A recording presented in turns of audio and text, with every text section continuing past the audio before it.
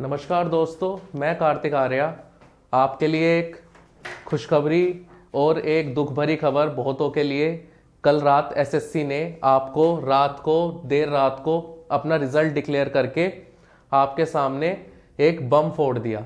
ठीक है, जैसा एसएससी का हमेशा से इतिहास रहा है, वो भले 2020 रहा हो, 2021 रहा हो, 2022 रहा हो और अब 2023 में भी सेम ही चीज़। कभी टीयर 3, कभी नॉर्मलाइजेशन, कभी आपका क्वेश्चन गलत। एसएससी का समझ में नहीं आता कि वो 120 से 130 क्वेश्चन भी ढंग से फ्रेम नहीं कर पाते और उसमें भी वे गलतियां करते रहते हैं बार बार। ठीक है, कई बार उनका नॉर्मलाइजेशन में गलतियां होती हैं और कई बार किसी चीज में। इस बार सुनने में आ रहा है कि कुछ कैंडिडेट्स जिनके 329, 326 और 321 मार्क्स हैं, उनके लिस्ट में नाम ही नहीं है और वे 27 से भी कम एज के हैं, तो उनको कोई ना कोई पोस्ट तो मिलनी ही चाहिए थी, बट अनफॉर्चुनेटली उनको नहीं मिली। बहुत से स्टूडेंट्स ऐसे थे जिन्होंने एक्सपेक्टेशन छोड़ ही दी थी कि हमारा कुछ नहीं होगा और उनको उनकी डिजायर्ड पोस्ट मिल गई। जानते हैं एसएससी का इसी नए बखेड़े के बारे में कि इस बार एसएससी ने क्या करा है। जैसा कि आप जानते हो कि एसएससी का ये डिक्लेरेशन आता है हर एग्जाम से पहले। इसमें इन्होंने बोला है आपसे, इसमें बोला कि हमने टीयर 1 का रिजल्ट कब दिया, 19/9 को, मतलब 19 सितंबर को, किसका, टीयर 1 का।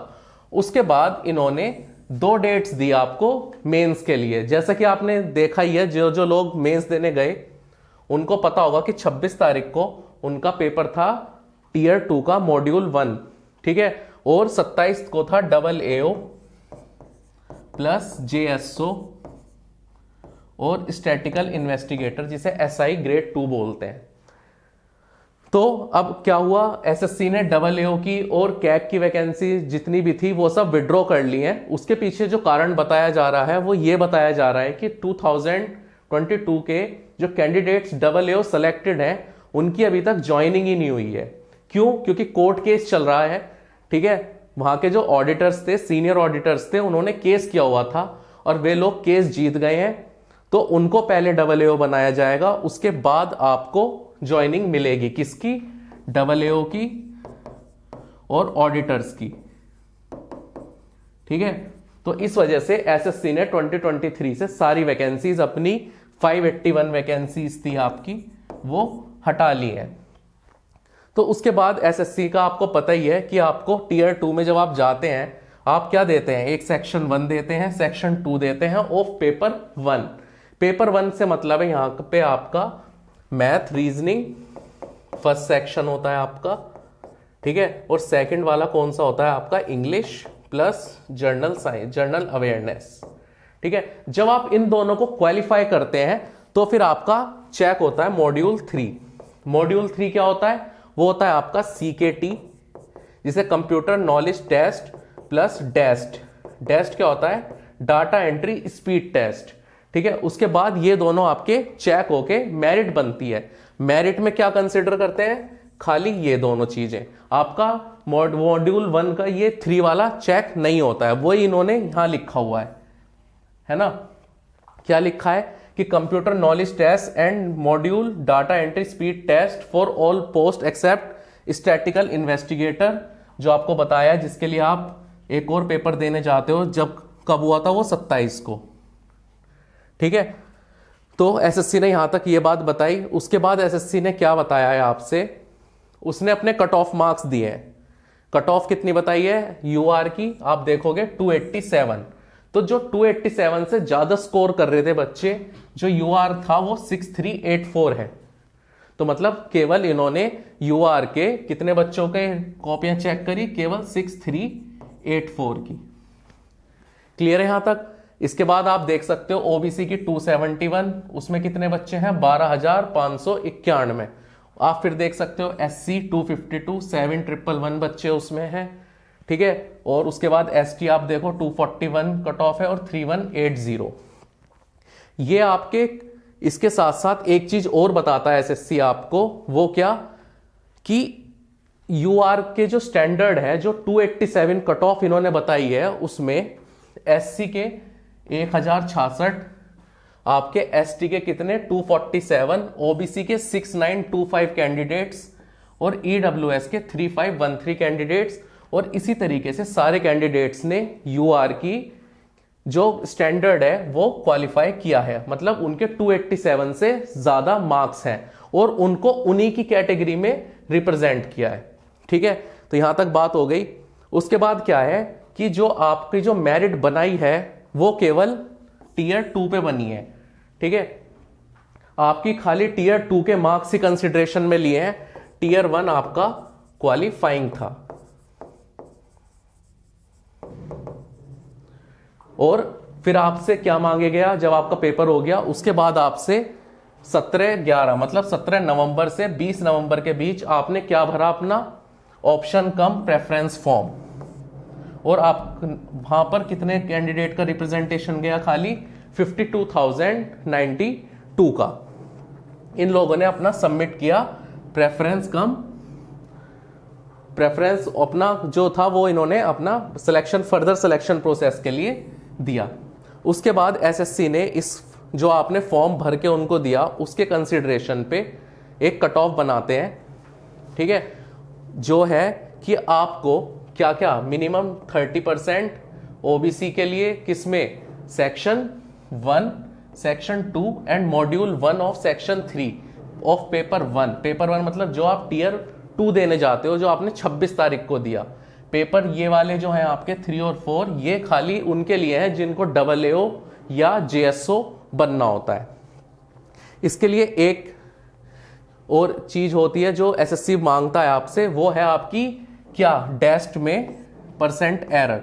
तो जो आप टाइपिंग में जो मिस्टेक करके अगर आपकी 20% से ज्यादा हो गई तो आप डिस्क्वालीफाई हो जाओगे। आपके 390 में 390 भी हैं तो भी आप डिस्क्वालीफाई हो जाओगे।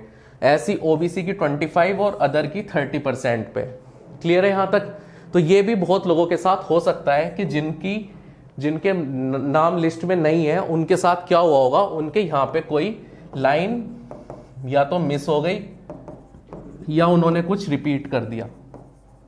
ठीक है, इसके बहुत हाई चांसेस हैं, या फिर उनका कंप्यूटर में 18 मार्क्स से कम रहे होंगे। अगर आपके कंप्यूटर में 18 मार्क्स से कम है तो आप डिस्क्वालीफाई हो जाओगे, भले ही आपके कितने ही मार्क्स क्यों ना हो। ठीक है, तो आपको ये स्टैंडर्ड तो क्वालिफाई करना ही था।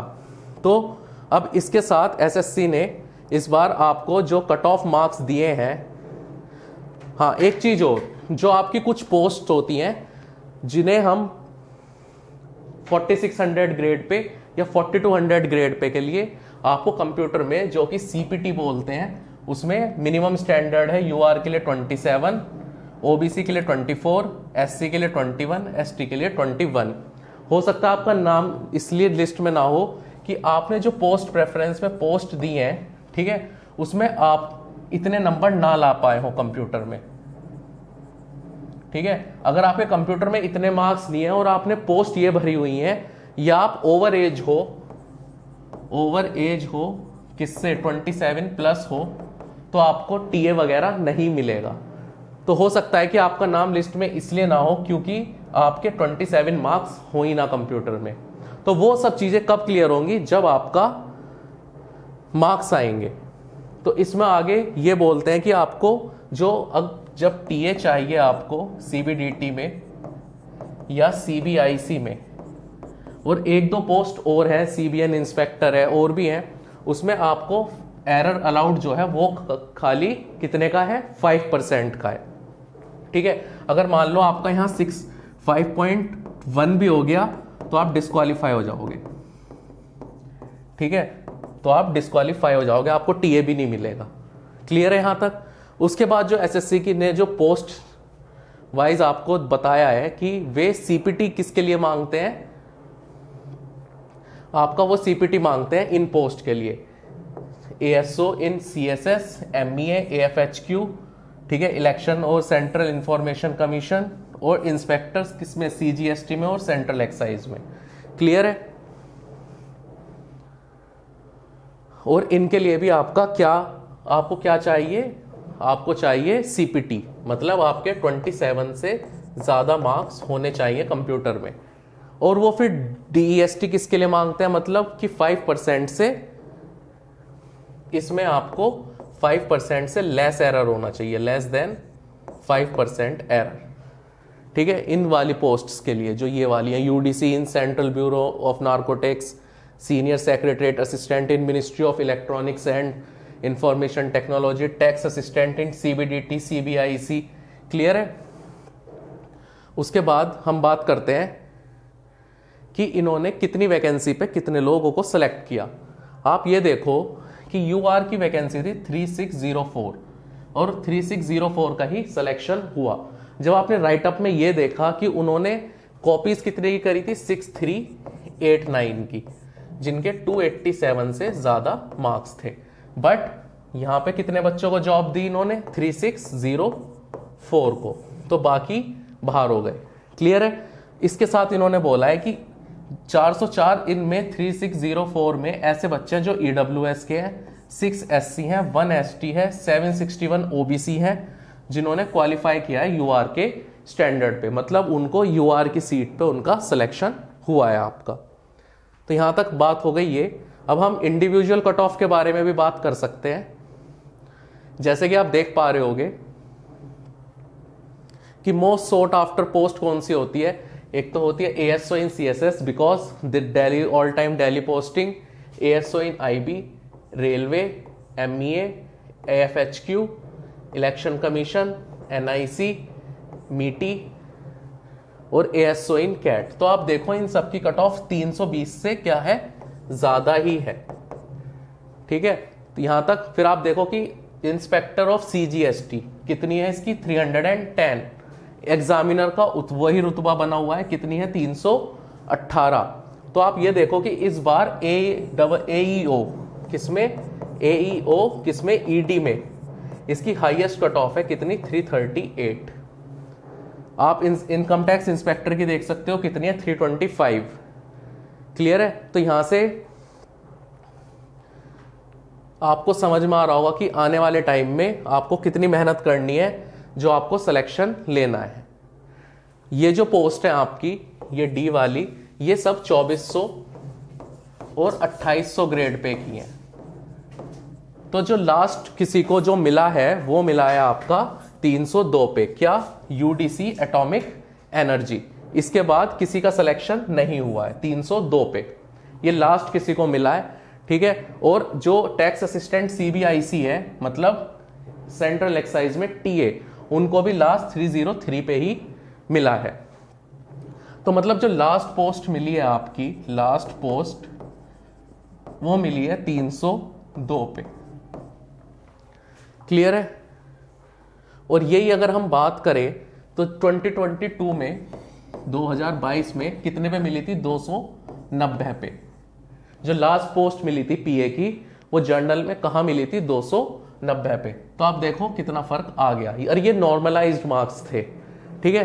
तो इस बार पेपर कहीं ना कहीं एक अच्छे लेवल का था, तभी ये सब हुआ है।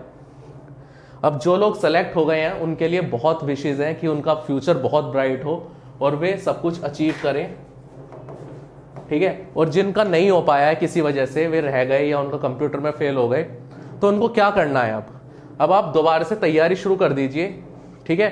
तो आप हमारे चैनल एग्जाम 1 पे भी इस तैयारी कर सकते हैं। हम आपके लिए CGL की प्रॉपर प्लेलिस्ट तैयार कर रहे हैं, जिससे आप हमारी मदद से सारा प्रीवियस ईयर वगैरह और आपको फ्री ऑफ कॉस्ट मिलेगा। और हम आपको टिप्स भी देते रहेंगे बीच में कि आपको मॉक वगैरह कैसे अटेम्प्ट करने हैं, वो सब आपको हमारे चैनल एग्जाम 1 पर मिलता रहेगा। Thank you.